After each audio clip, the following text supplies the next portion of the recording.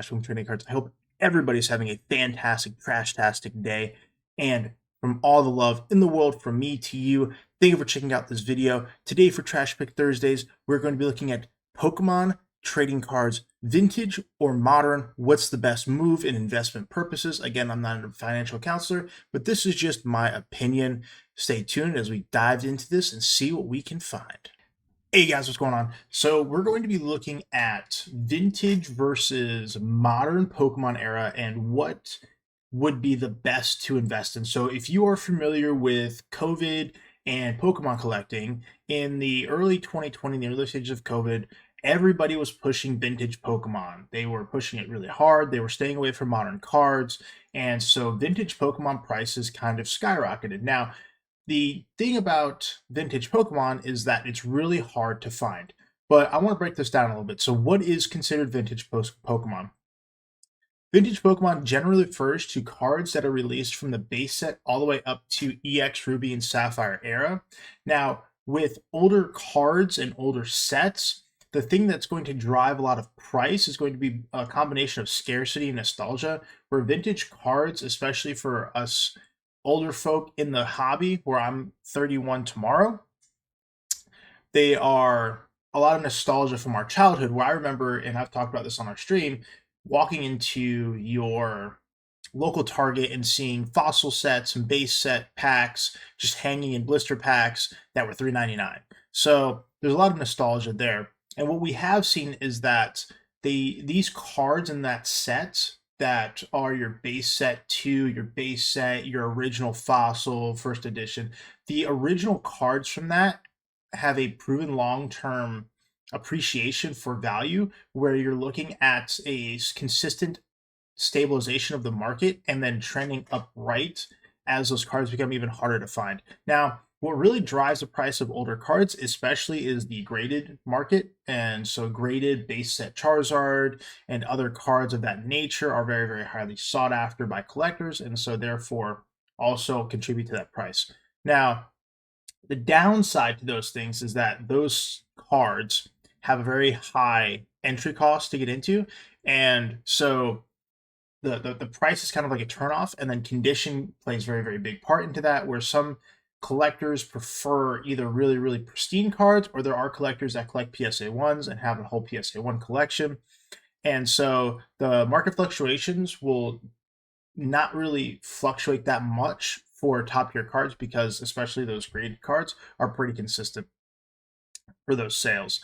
Now, when you look at modern cards are often referred to that EX Ruby and Sapphire era and onwards. So the last 5 to 10 years, if you think about vintage and other collecting assets, especially like cars, for example, those are like a 20-year, 25-year gap where then things are considered vintage, whereas Pokemon cards like the last 5 to 10 years. And if you think about it, that's kind of pushing like where Evolving Skies is going to be in the near future. So the thing about your modern cards is that, one, they have a higher print run.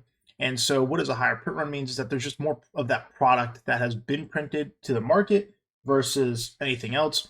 And the downside to the consistent influx in market availability is that there's a lot of market volatility, where the card prices can vary very drastically and so on. So let's take a look at a couple cards just to kind of see the difference between an old card and modern card. Our favorite card is, of course, Charizard.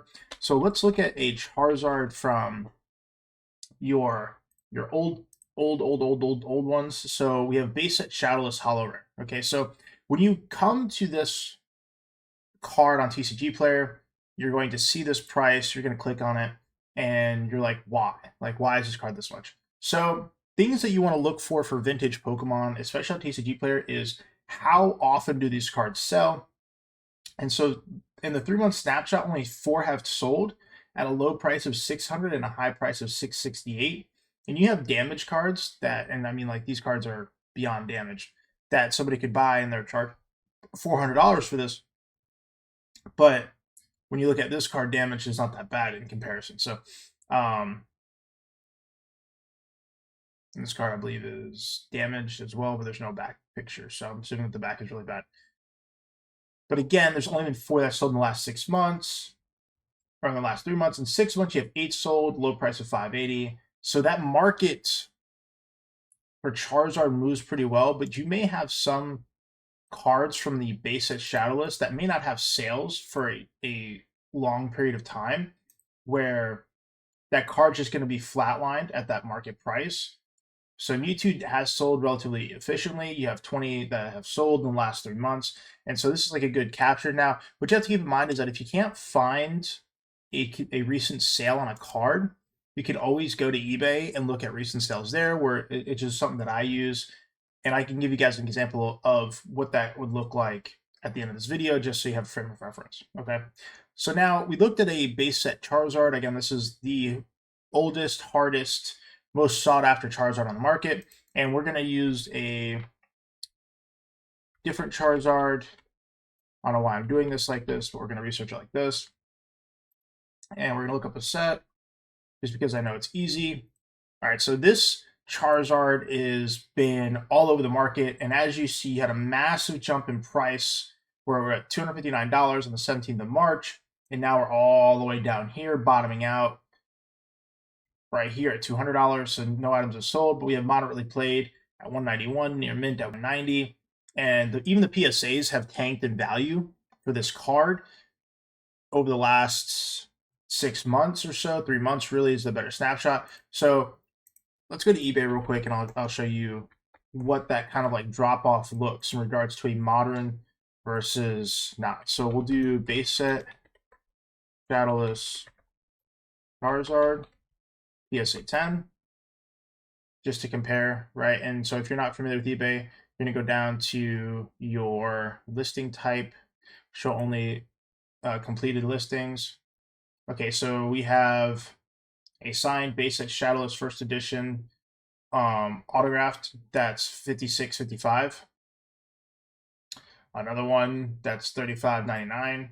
Now the thing with these is that it's not the just the Charizard, which some people want, but so you have a base set for 42,000, and this is the first edition holo Shadowless that has sold. You have another one that 50,000. So again, like you have that extreme high price point for a graded card. This is an 8 that sold for 10, and which is great. But again, it's a super high price point, and then it's consistent at being at that high price point. And then when we go to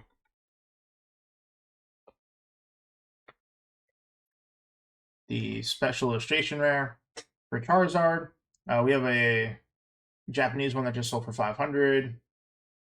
All right, we have 720. And if we go back, like these cards were peaking at close to $1,000 very, very recently in the past 3 months or so. So this price has dropped off by like $300. See if we can get one in the last. Here we go. So here's one sold April 28th for $1,100.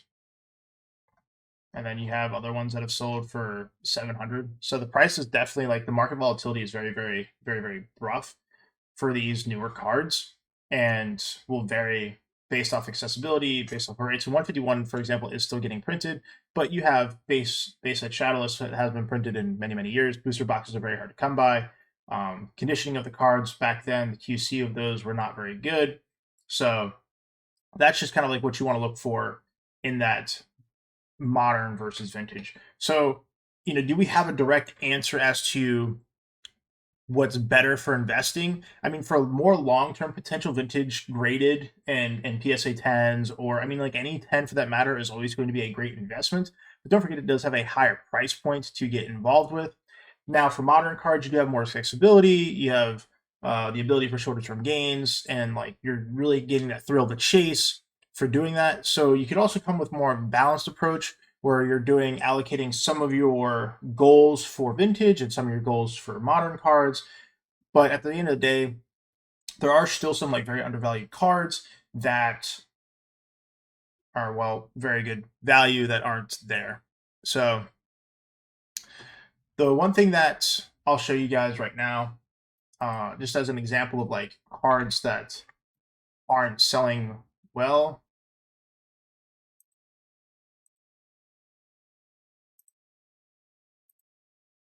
I don't know why I did that.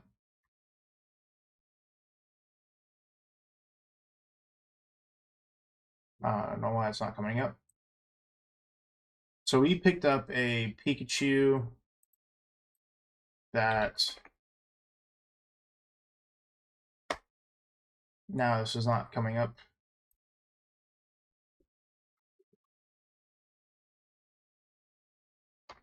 If I do this, oh, there it is. So this is just an example of what flatlining means, okay? So you have a light play at 120, you have near mint 230, near mint 299, but there's been no sales in the last 3 months, no sales in the last 6 months, no sale, and then there's been 2 sales in the year where it was 120. Okay, so I would go to make it like the most accurate as possible. I'm just gonna copy this, go to eBay. So again, the thing I'm gonna match for is like condition. So you have a near mint that sold recently on the 30th at 135. You have another one that sold on the 23rd at 172. And then you have another one on the 24th of February that sold at 106. So this is kind of like lower. You have another one that sold at 199.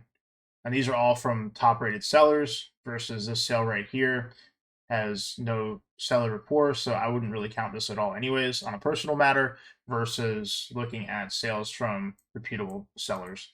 But that's a personal thing. That doesn't make it bad. It's just when I'm pricing out cards, we don't know if that card's going to get returned or not. So somebody did pay for it, whether or not there's a dispute with this card or if it ever gets to them, we're never going to know. So that's just something that we won't ever see on eBay, but just as like a thing to think about there. So just as an example, like I said, of a card that's on TCG Player but has no recent sales, or you can look at eBay to kind of like establish that market value. Now, if you have a card that is on eBay that has, let's say, for example, 10 recent sales, but there's a $50 to $100 difference in those sales, my advice is going to be to add up all of those 10 of those sales and then divide by 10, create a median price, and that would be what I would base the value of the card off of market wise. Again, that's not set in stone. That's just like a personal thing that I found to establish a good median baseline for card value if you're trying to sell a card or if you're trying to buy a card, because sometimes us as vendors, we do have cards overpriced. And so if you come to me as a vendor, for example, and you can present information that shows me that I am overpriced, I'm more than happy to work with you guys, as long as that I'm still above what I paid for it for that card. So with that being said, here's the example, some friendly advice from a vendor. And yeah, hey, what's going on, everybody? Thank you so much for checking out our Trash Pick Thursdays with a brief overview of vintage or modern. What should you invest in? Again, this wasn't a super big deep dive. This was just a gloss over of our current market situation in the Pokemon community. I hope everyone has a wonderful day. Thank you for checking out Trash Pumpkin Trading Cards. It has been an absolutely amazing bringing you all this wonderful content. If you'd like to see some more, don't forget to like, comment, subscribe if you are new, and we'll see you guys tomorrow for our open product and live this weekend for a double day of vending. We'll see y'all there. Deuces, y'all.